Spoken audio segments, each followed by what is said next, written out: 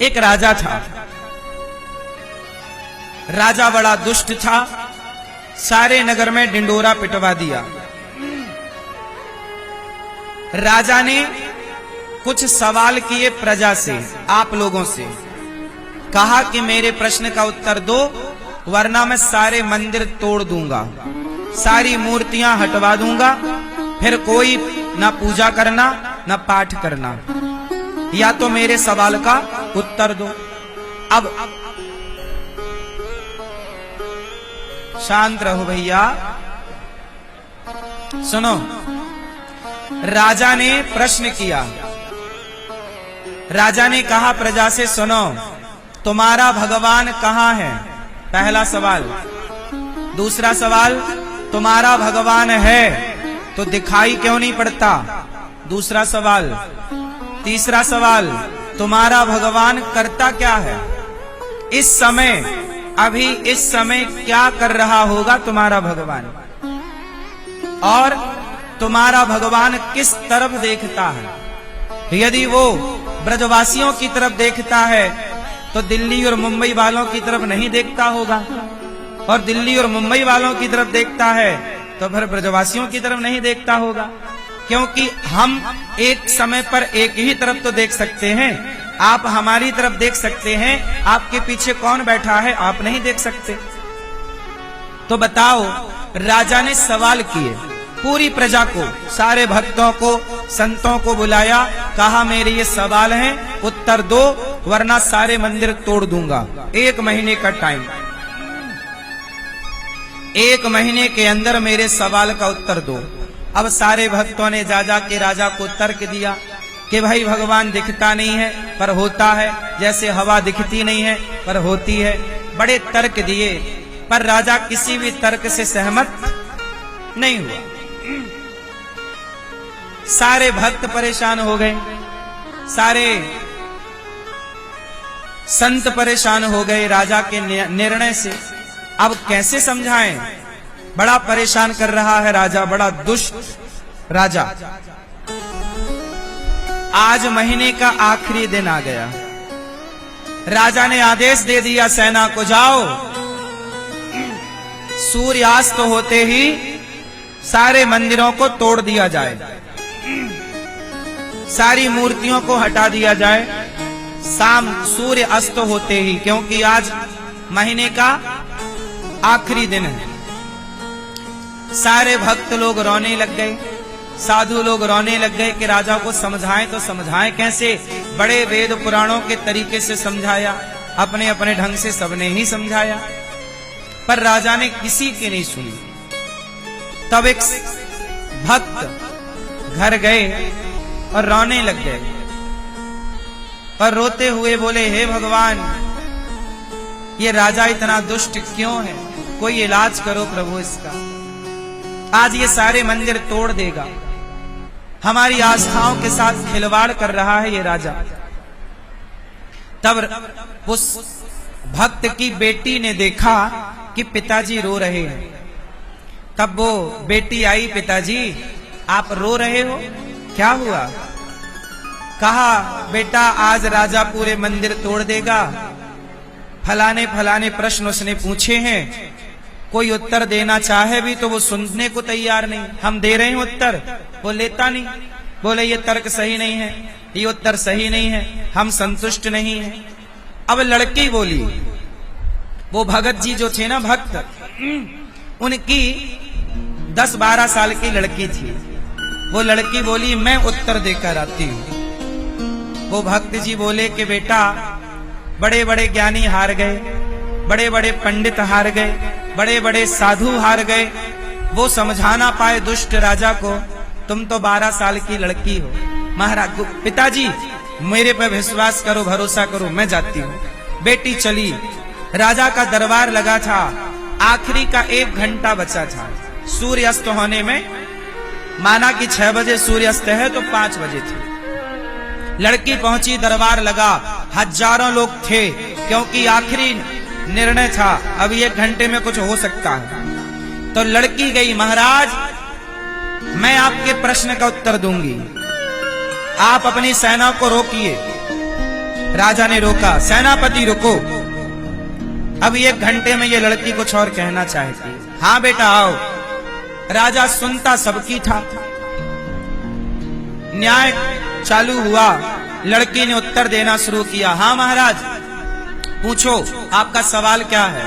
राजा बोला कि पहला सवाल है कि तुम्हारा भगवान कहाँ है, और दूसरा सवाल है कि है तो दिखता क्यों नहीं? लड़की बोली, महाराज मैं आपके प्रश्न का उत्तर दूंगी, पर मुझे थोड़ा सा दूध चाहिए, दूध पीना है, भूख लगी है।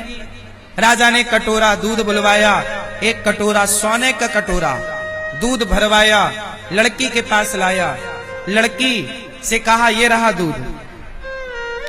लड़की बोली, महाराज अब आप बताओ कि ये दूध के कटोरे में आपको क्या नजर आ रहा है? राजा बोला, दूध।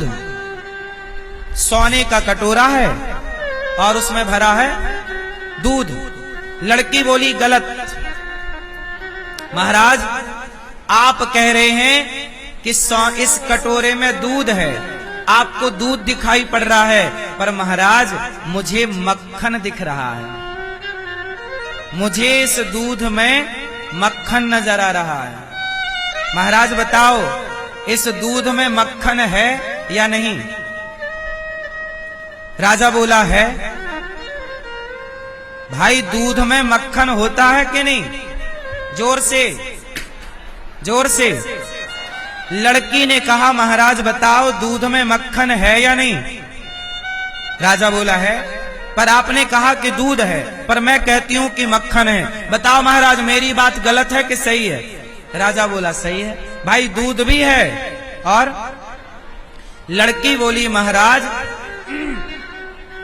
हमें दूध से मक्खन तक जाना है तो क्या करना पड़ेगा?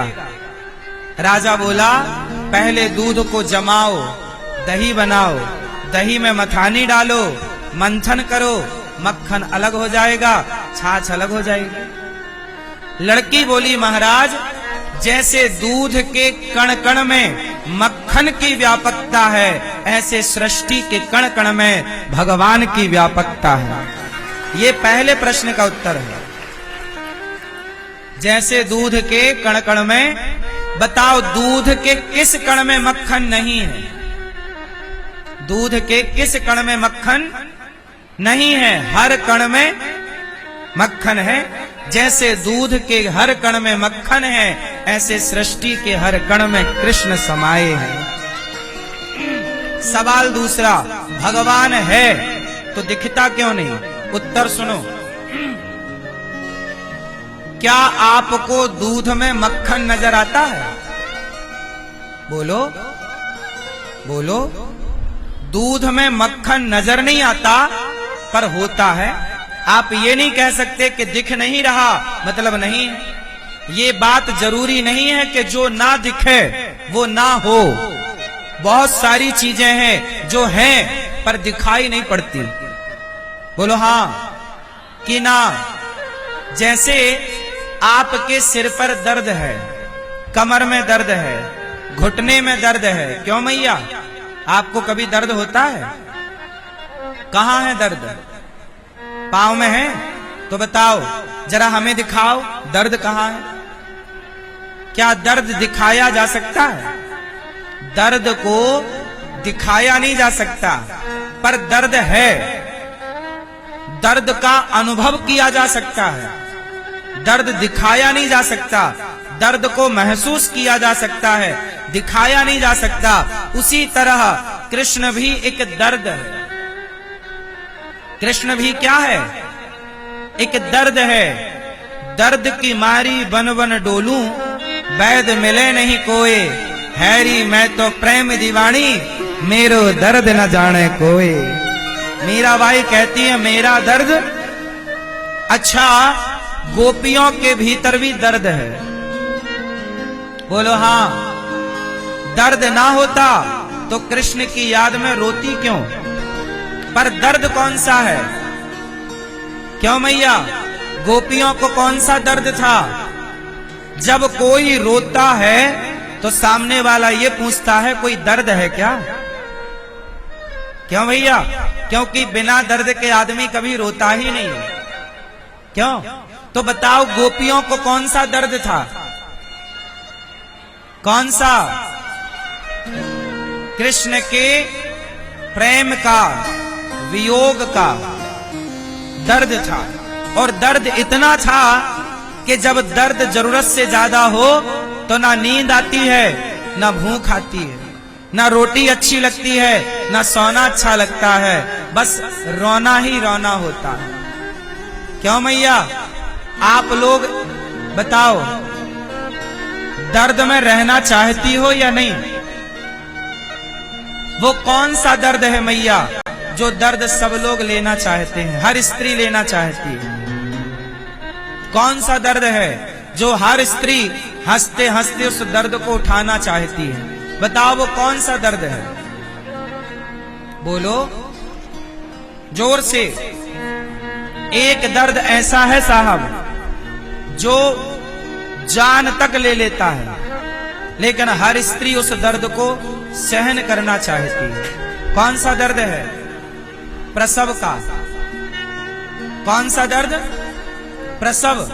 प्रसव मतलब जब स्त्री गर्भवती होती है और जब उसका बच्चा होने वाला होता है, तो आज तक किसी स्त्री ने हंसते हंसते बच्चा पैदा नहीं किया। धरती की हर स्त्री ने रोते रोते बच्चा पैदा किया है। सारी स्त्रियों को पता है कितना दर्द होता है प्रसव में, कि कई बार तो स्त्रियों की जान तक चली जाती है। लेकिन ये जानते हुए भी कि जान जा सकती है, फिर भी उस दर्द को हर स्त्री उठाना अपना परम सौभाग्य समझती है।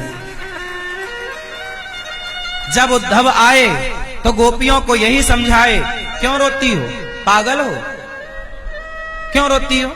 गोपियां बोली हमें रोने दो उद्धव, तुम नहीं जानते इस रोने में भी मजा है। इस रोने में भी, अरे कृष्ण के लिए रोने में भी मजा है। उद्धव बोले पागल हो गई हो, अरे रोने में भी मजा आता है क्या उद्धव? गोपियां बोली उद्धव तुम पुरुष हो, तुम नहीं जान सकते।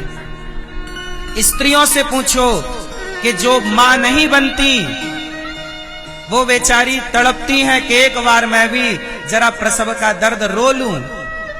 रोना चाहती हैं वो, और रोने को सौभाग्य समझती हैं। उद्धव जैसे बिना रोए बेटा नहीं मिलता, बिना रोए जब बेटा नहीं मिलता तो बिना रोए कृष्ण कैसे मिल जाएंगे? इसलिए कहा कन्हैया को एक रोज रो कर पुकारा,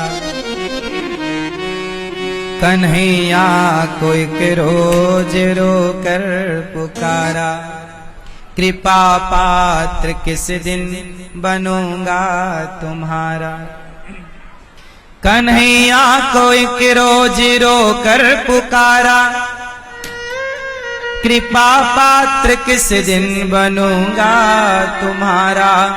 मेरे साथ होता है प्रतिक्षण तमाशा, है आंखों में आंसू हृदय में निराशा। कई जन्मों से पथ पे पलकें बिछाई,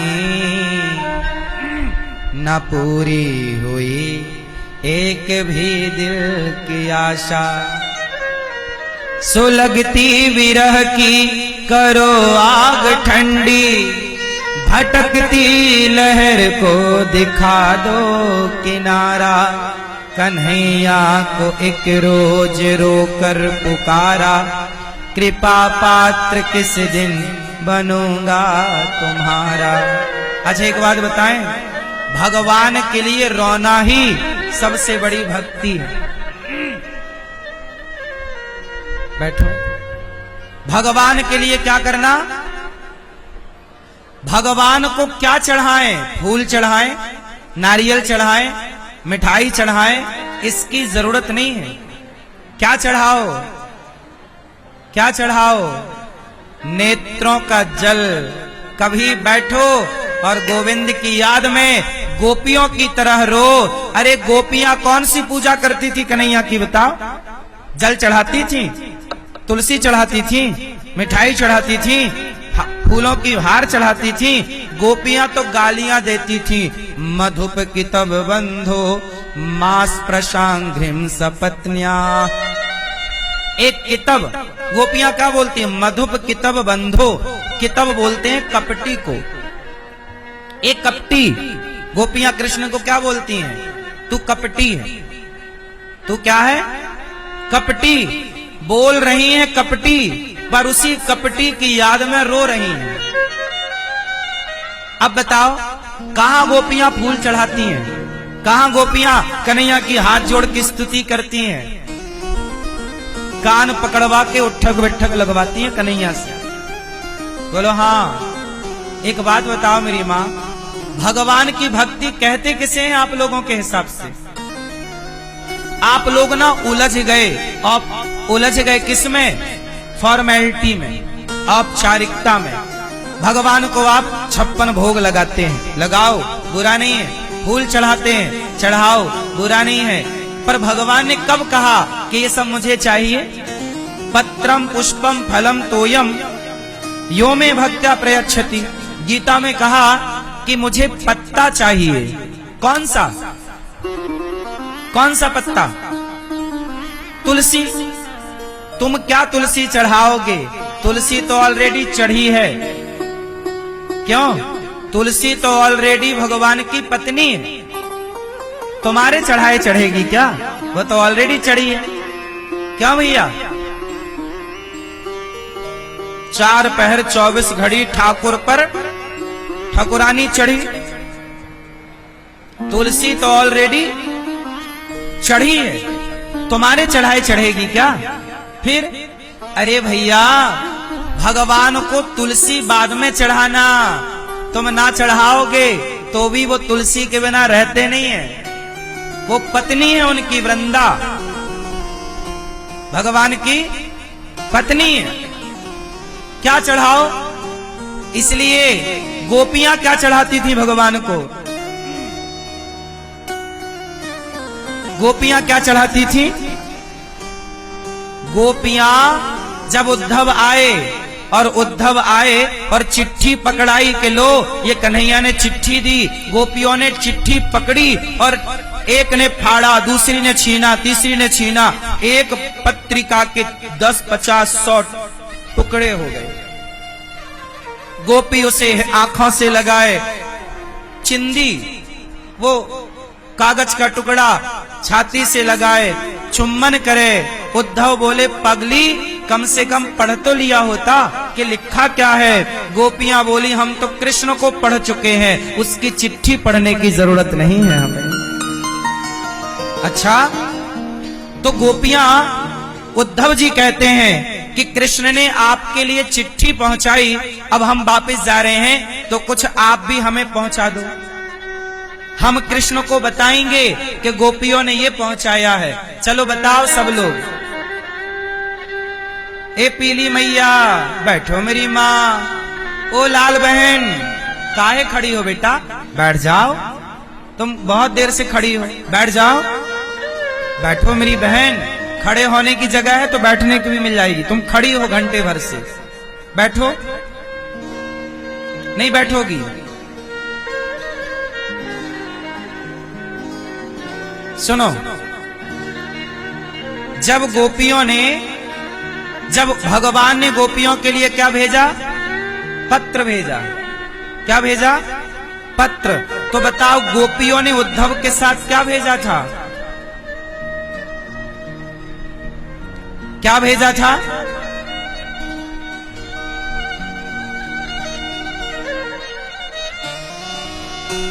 जानते हो क्या भेजा?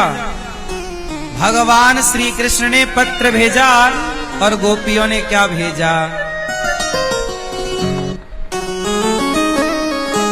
गोपियों ने कहा,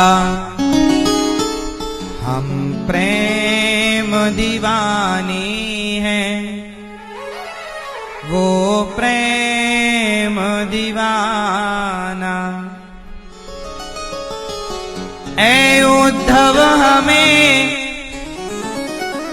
ज्ञान की पोथी न सुनाना,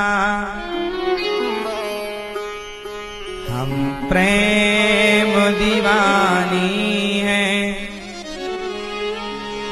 वो प्रेम दीवाना। उद्धव इन असुवन को, देखो भगवान चिट्ठी भेज रहे हैं और गोपियां उद्धव इन असुवन को हरिसन मुख ले जाओ, पूछे हरि कुशल तो चरणों में दियो चढ़ाओ। उद्धव ये मेरे आंसू ले जाओ और कन्हैया हमारी कुशल पूछें तो ये आंसू कन्हैया के चरणों में चढ़ा देना और कह देना कि इन आंसुओं से पूछ लो कि गोपियों की हालत कैसी है। ये आंसू बताएंगे कि हमारी स्थिति कैसी है। ऐसी गोपियां जो कृष्ण के लिए केवल रोती हैं। इसलिए कहता हूं भगवान की सबसे बड़ी पूजा क्या है? भगवान की याद में रोना ही सबसे बड़ी पूजा है। एक बात बताओ, छोटा बच्चा जब भूख लगती, प्यास लगती, सर्दी लगती, गर्मी लगती, क्या करता है? 6 महीने का है बच्चा या 1 साल का है बच्चा, उसे भूख प्यास लगे, सर्दी गर्मी लगे, क्या करता है? जोर से उसके पास दूसरा ऑप्शन केवल रोता है। यदि बच्चा रोता है तो माँ उसके आंसुओं की भाषा समझ लेती है कि नहीं, कि मेरे बेटे को क्या चाहिए।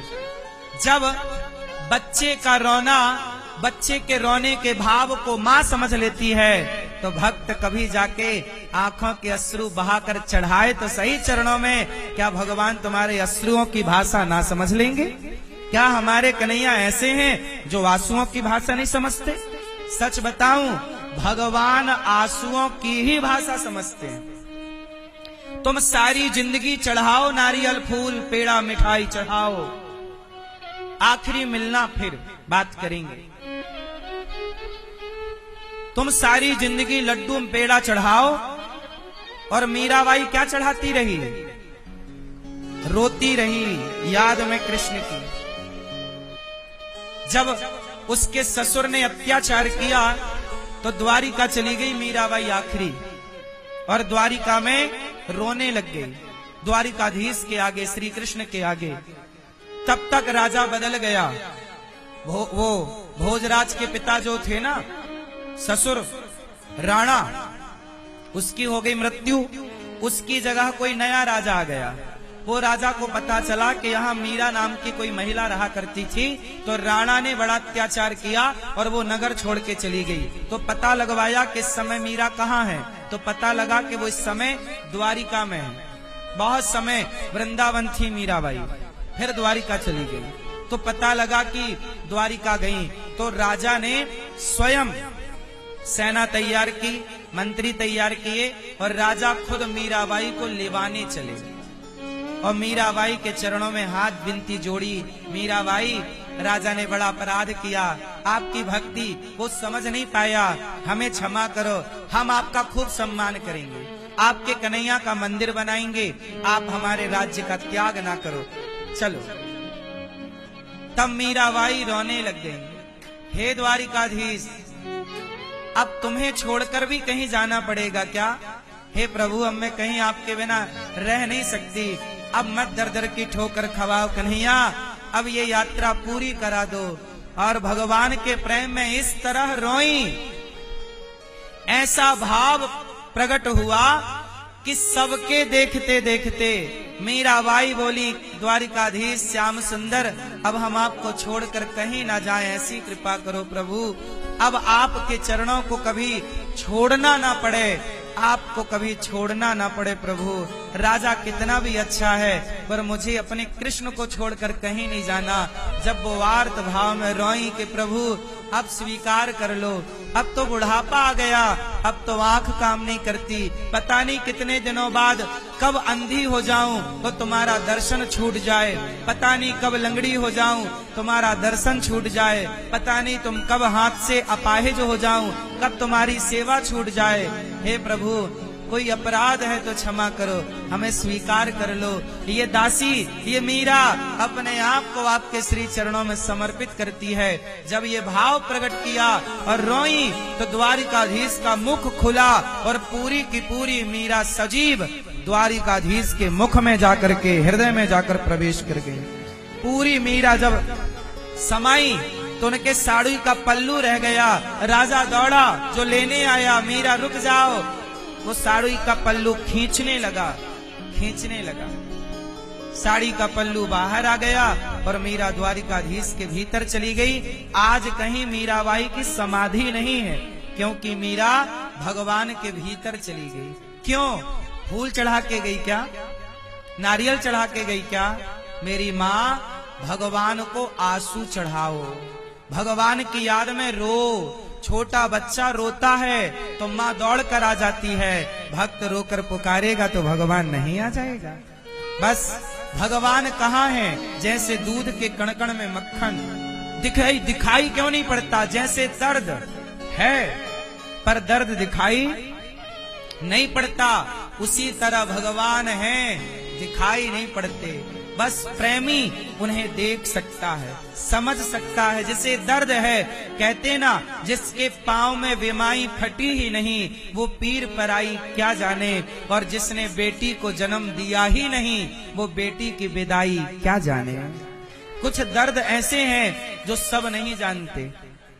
प्रसव की पीड़ा का दर्द पुरुष नहीं जानता, स्त्री ही जानती है। ऐसे ही भगवान के विरह का कष्ट ये भक्त ही जान सकता है, हम जैसे पापी कैसे जानेंगे। इसलिए भगवान दर्द की तरह है। वो लड़की कह रही है, राजन भगवान है पर दिखाई नहीं पड़ते। अनुभव करोगे, भक्ति करोगे तो। तीसरा सवाल क्या था तुम्हारा? राजा ने कहा, ये बताओ तुम्हारे भगवान इस समय किस तरफ देख रहे हैं? राजा ने कहा, कहां देख रहे हैं? इस तरफ की, इस पूरब के, पश्चिम के, उत्तर की, दक्षिण, कहां? तब लड़की बोली, महाराज एक दीपक बुलवाओ। दीपक जलवाया। राजा से कहा, बताओ ये दीपक किस ओर देख रहा है? राजा बोला, चारों ओर। वो लड़की बोली, महाराज जब दिया चारों तरफ देख सकता है तो इस दीपक में प्रकाश भरने वाला भगवान चारों ओर नहीं देख सकता? वो भगवान एक टाइम पर आपको भी देख लेता है, मुझे भी देख लेता है। चींटी पांव में घुंघरू बांधकर चले तो साहिब के कानों में पहुंच जाती है आवाज। इतना अणोर अणियान, महतो महियान, छोटा से छोटा, बड़ा सा बड़ा, ये भगवान की भगवत्ता है। और सुनो सवाल चौथा, ये बताओ तुम्हारे भगवान करते क्या हैं? चलो ये सवाल आप लोग ही बताओ उत्तर। आपके भगवान क्या करते हैं? क्यों मैया? मैया ओ मेरी माँ, भगवान क्या करते हैं?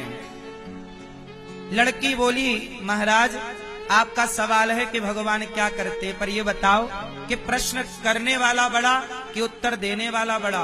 राजा बोले, उत्तर देने वाला गुरु, प्रश्न करने वाला चेला।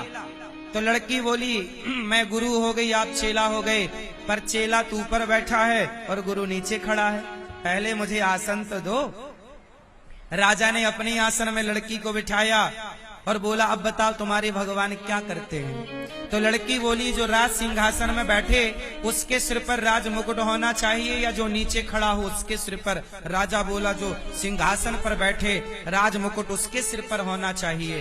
तो राजा ने अपनी मुकुट उतारी, लड़की के माथे रख दिया, बोला, अब बताओ तुम्हारा भगवान क्या करता है? लड़की बोली, महाराज अभी भी नहीं समझ पाए, मेरा भगवान यही करता कि मुझ जैसे भिखारी को राजा बना देता है और तुम जैसे राजा को भिखारी बना के खड़ा कर देता। मेरा भगवान यही करता है, राजा को रंक और रंक को यदि तुम गलत करोगे तो तुम राजा हो रंक हो जाओगे, और सही करोगे तो तुम रंक हो राजा हो जाओगे। इसलिए ईश्वर के घर देर है, ईश्वर के घर देर है। God mills grind slow but sure. ईश्वर के घर देर है, अंधेर तनिक भी नहीं। इसलिए सब्र रखो। राजा को जब लड़की ने संतुष्ट किया उत्तर देकर, तो राजा ने मंदिर तोड़ने का निर्णय स्थगित कर दिया, और राजा भी ईश्वर की सत्ता को मानने के लिए मजबूर हो गया। जो लोग कहते हैं मैं ईश्वर को नहीं मानता, मैं आपको एक बात बता दूं, जो कहता है कि मैं ईश्वर को नहीं मानता, ऐसा हो ही नहीं सकता कि वो ईश्वर को ना मानता हो। वो मानता है पर मानने को तैयार नहीं है। ईश्वर की सत्ता, चलो तुम कहते हो ना मैं ईश्वर को नहीं मानता, तो एक बात बताओ, क्या पानी के बिना रह सकते हो? हवा के बिना रह सकते हो? तो हमारे यहाँ तो यही है ना कि जल के रूप में भगवान, वायु के रूप में भगवान। मैंने भगवान शब्द की व्याख्या एक दिन की थी कि पंच तत्व को ईश्वर कहते हैं। फिर कौन कह सकता है कि मैं ईश्वर को नहीं मानता? कोई डायरेक्ट मानता है, कोई इनडायरेक्ट मानता, मानते सब। ईश्वर के बिना गुजारा किसी का नहीं। चलो, ध्रुव जी महाराज तपस्या करने गए, नारद जी मिल गए, ओम नमो भगवते वासुदेवाय मंत्र दिया। 3 दिन में एक बार खाते, फिर 6 दिन में एक बार, 9 दिन में एक बार, ऐसे करते करते 5 महीना पूरा हो गया। 5वें महीने के आखिरी में, 6ठे महीने की शुरुआत में ध्रुव जी ने प्राण वायु रोकी, और 5वें महीने के आखिरी में जब प्राण वायु रोकी तो ब्रह्मांड की वायु रुक गई। इंद्र घबराए, प्रभु कौन? भगवान बोले मेरा भक्त खड़ा है एक पांव से, तो जाकर दर्शन दो। भगवान बोले ध्रुव जैसे भक्तों को मैं दर्शन देता नहीं, बल्कि ध्रुव जैसे भक्तों का मैं स्वयं दर्शन करता हूँ। दर्शन देने नहीं, दर्शन करने भगवान ब्रज मंडल में प्रकट हो गए और ध्रुव जी के सामने खड़े हैं। ध्रुव जी आंखें बंद किए, छवि चल रही मन में, और ध्रुव जी स्तुति क्या करते? हाथ जोड़कर भगवान का ओम नमो भगवते वासुदेवाय का जाप चल रहा। भगवान ने अपनी छवि खींच ली। ध्रुव जी आंखें खोले तो वही कृष्ण जो भीतर प्रकट थे वही बाहर आकर खड़े हो गए। ध्रुव जी दौड़कर चरणों में गिर पड़े, पर कुछ आता नहीं, पढ़े लिखे थे नहीं। तो भगवान ने शंख का स्पर्श कराया और ध्रुव जी को सब कुछ ज्ञान हो गया। मूकं करोति वाचालं पंगुं लंघयते गिरिं यत्कृपातमहं वन्दे परमानंदम माधवम। भगवान कहते हैं कि जो मेरे आश्रित है वो गूंगा भी हो। मूकम करोति वाचालम, गूंगा भी बोलता है, लंगड़ा भी पहाड़ लांग जाता है। कब? जब भगवान की कृपा होती है। मुंह कहो ही बाचाल पंगु चढ़ही गिरिवर गहन, जासु कृपा सु दयाल द्रवहु सकल कलिमल दहन। रामचरितमानस। अब ध्रुव जी ने स्तुति की, योऽन्तः प्रविश्य मम वाचमिमां प्रसुप्तां संजीवयत्यखिल शक्तिधरः स्वधाम्ना अन्यास्तहस्तचरणश्रवणत्व गादीन् प्राणान् नमो भगवते पुरुषाय तुभ्यम्। योऽन्तः प्रविश्य, ध्रुव जी कहते हैं हे प्रभु मेरे अंतःकरण में प्रवेश कर जाओ, मेरे भीतर आ जाओ। आज मैं आपकी स्तुति कर रहा हूँ। ध्रुव जी से भगवान ने कहा पुत्र कुछ मांग लो। ध्रुव जी ने कहा प्रभु आपका दर्शन हो गया। माँ ने कुछ ये नहीं कहा क्या मांगना है। भगवान ने कहा कि आपने 6 महीने तक तपस्या की, जाओ मैं आपको 36,000 वर्षों का राज्य देता हूँ। ध्रुव जी को भगवान दर्शन देते हैं, लाड़ लड़ाते हैं। 5 साल के बच्चे हैं। ध्रुव जी के जाते ही ना एक विद्रोह हो गया। किसका? भक्तों का। सारे भक्तों ने हड़ताल कर दी। अब नहीं करेंगे पूजा भगवान आपकी। सारे भक्तों ने क्या कर दी? हड़ताल।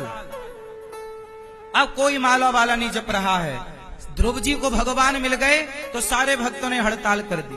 भगवान बोले भाई क्या हो गया, ये भारत के भक्तों ने हड़ताल क्यों कर दी? और भक्तों ने कहा प्रभु आप का न्याय सही नहीं है। क्यों? अरे बोले हम बुढ़े हो गए तुम्हारी पूजा करते करते, तुम हमें तो मिले नहीं, और 5 साल का छोरा 6 महीने वाने तपस्या करी, तुम दौड़े दौड़े आ गए वाक्य सामने, बड़ो लाड़ प्यार तुमने बरसायो वाक्य सामने, हम दुश्मन है लगे का आपके? भगवान हम आपके दुश्मन है का? दिन भर तुम्हारो ही नाम जपें, तुम्हारी पूजा करें, तुम्हें भोग लगा की पावे, दिन भर तुम्हारो ही जब तप करें, हमारा तो वो बुढ़ापा आ गया, बाल सफेद है गए, बाल पक गए, तुम ना आए, और ध्रुव जी 5 महीने तपस्या किए, तुम आ गए, अब तुम्हारी भक्ति हम नहीं करेंगे। तुम बड़े पक्षपाती हो, बड़े पक्षपाती हो, तुम सही नहीं हो। अच्छा एक बात बताओ, सच बताओ, भगवान पक्षपाती हैं या नहीं? जोर से, जोर से, जोर से, जोर से, जोर से, मैया भगवान पक्षपाती हैं कि नहीं? जोर से। नहीं? अरे राम राम राम, तुम कन्हैया के घर में रह के कन्हैया को ना जान पाए? इस संसार में सबसे बड़ा पक्षपाती कोई है तो कन्हैया ही सबसे बड़ा पक्षपाती। कैसे है लाला? सुनो हम सिद्ध करेंगे, अभी आप खुद कहोगे कि हाँ लाला पक्षपाती है। सुनो, जैसे मां सदा अपने बच्चे का पक्ष लेती है, ऐसे मेरा भगवान सदा अपने भक्तों का पक्ष लेता है। सुनो, पक्षपात की बात आई ना, मैं उदाहरण देके समझाता हूं। मैं आपको उदाहरण देता हूं, अभी आप बताना कि ये पक्ष है या नहीं। सुनो उदाहरण सुनो। महाभारत का युद्ध हुआ, महाभारत के युद्ध में अभिमन्यु मारे गए। देखो भगवान कितने बड़े पक्षपाती हैं, छोटे मोटे नहीं है, पूरा 100 नंबर लाए हैं पक्षपात में। सुनो मैं आपको बता रहा हूं, अभी आप खुद बताएंगे कि हाँ ये बात सही है। आपको जरा दिमाग से निकल गई वो बात, बस हम दिमाग में भर देंगे। सुनो, अभिमन्यु जब मारे गए तो अभिमन्यु के मरने पर अर्जुन को बड़ा कष्ट हुआ। अर्जुन ने प्रतिज्ञा ली कि मैं सवेरे कल के युद्ध में अभिमन्यु किसके कारण मारे गए? जयद्रथ के कारण, क्योंकि चक्रव्यूह के द्वार पर जयद्रथ खड़ा था। कौन खड़ा था? जयद्रथ, दुर्योधन का जीजा, दुर्योधन का जीजा जयद्रथ। अर्जुन ने प्रतिज्ञा कर ली, कल का युद्ध या तो मैं जयद्रथ को मार दूंगा या मैं चिता पर जल जाऊंगा। कल मेरा आखिरी युद्ध होगा, मैं जयद्रथ को कल मारूंगा। कौन बोला? अर्जुन। भगवान ने डांटा, ए अर्जुन प्रतिज्ञा लेने की क्या जरूरत थी? जयद्रथ को मारना सरल नहीं है। अब जयद्रथ कल का युद्ध करने ही ना आए तो तुम क्या कर लोगे? और जयद्रथ भागने की तैयारी करने लग गया, तब उसे जैसे तैसे रोका, लेकिन इतनी सिक्योरिटी दी गई, गुरु द्रोणाचार्य को सौंप दिया गया कि आप इसकी रक्षा करेंगे। युद्ध चालू हुआ, दूसरे दिन का शंखनाद हुआ, युद्ध चालू हुआ। सवेरे से दोपहर हो गई, दोपहर से शाम हो गई, पर जयद्रथ का कहीं पता ही नहीं था, क्योंकि वो सिक्योरिटी में था। कई प्रकार की उसकी सुरक्षा भी गुरु द्रोणाचार्य ने बना रखी। पूरा युद्ध हो गया पर जयद्रथ कहीं नजर नहीं आया। अब तो अर्जुन का मरना तय, क्योंकि अर्जुन ने प्रतिज्ञा ली, या तो मैं जयद्रथ को मारूंगा या तो मैं चिता पर जलकर समाप्त हो जाऊंगा। लो भैया, अब केवल 1 घंटा बचा। 1 घंटे में अर्जुन जयद्रथ तक पहुंच नहीं सकते, भगवान समझ गए। तब सुनो भगवान ने क्या किया, अब आप लोग बताओ, तब कन्हैया ने क्या किया था? तब कन्हैया ने अपनी माया से बादलों को बुलाया, सूर्य को ढकवाया, ऐसे ढकवाया जैसे सूर्य अस्त हो गया हो। ऐसा माहौल बनाया कि क्या हो गया, सूर्यास्त हो गया। सूर्यास्त हुआ तो शंखनाद हुआ, युद्ध विराम हो गया। चलो भैया, अब अर्जुन, दुर्योधन आया, चल चिता तैयार कर, मर। लकड़ी इकट्ठी की गई, दुर्योधन खड़ा हंस रहा है, अर्जुन चिता की ओर बढ़ रहे। जयद्रथ को लगा अब तो सूर्य अस्त ही हो गया, अब थोड़ी मरूंगा, अब तो अर्जुन की चिता तैयार हो रही है, अब तो मैं जाऊं जरा तमाशा देख कर आऊं। तो तमाशा देखने सारी सिक्योरिटी तोड़ता हुआ जयद्रथ आया और सामने आकर खड़ा हो गया। हा हा हा हा हा, मुझे मारने चला, खुद देख कहां चला, चिता की तरफ। भगवान समझ गए कि जो करना था हो गया, इसको बुलाना था सामने, आ गया। तुरंत भगवान ने माया से कहा, माया देवी हट जाओ, हो गया काम, हटो। तुरंत भगवान ने अर्जुन को कहा, अर्जुन अभी सूर्य अस्त नहीं हुआ, इन्हें भ्रांति हुई है, गलतफहमी हुई है। अभी देखो सूर्य अस्त होने में कुछ पल बाकी है, कुछ समय बाकी है। उठाओ गांडीव, ये रहा गांडीव, ये रहा जयद्रथ। पर याद रहे अर्जुन, जयद्रथ का सिर जो काटेगा वो मर जाएगा, ये भी एक शर्त थी। पर इसका बाप बैठा है फलानी जगह, इसका सिर काटकर इसके बाप के गोद में जाके डालो, तब बाप बेटे दोनों मरेंगे। अर्जुन ने गांडीव उठाया, चलाया बाण, और अर्जुन के बाण में कहां इतनी ताकत थी कि उसके बाप को ढूंढ पाए। अब भगवान ने सुदर्शन लगा दिया, पीछे ले जाके सिर काटकर बाप की गोद में डाल दिया, दोनों बाप बेटे मर गए, अर्जुन की रक्षा हुई। अब बताओ कन्हैया ने पक्षपात किया कि नहीं? बोलो, किसके लिए किया? भक्त के लिए। हाँ, दिन को रात कर दे और शाम कर दे और सूर्य अस्त कर दे, वो भगवान क्या नहीं कर सकता? कर तुम अन्यथा कर तुम सर्व सामर्थ, भगवान कृष्ण क्या नहीं कर सकते? दिन को रात, रात को। अब बताओ, भगवान ने खुलेआम अर्जुन का पक्ष लिया कि नहीं? हाँ या ना? हाँ, हमारो कन्हैया बड़ो पक्षपाती है।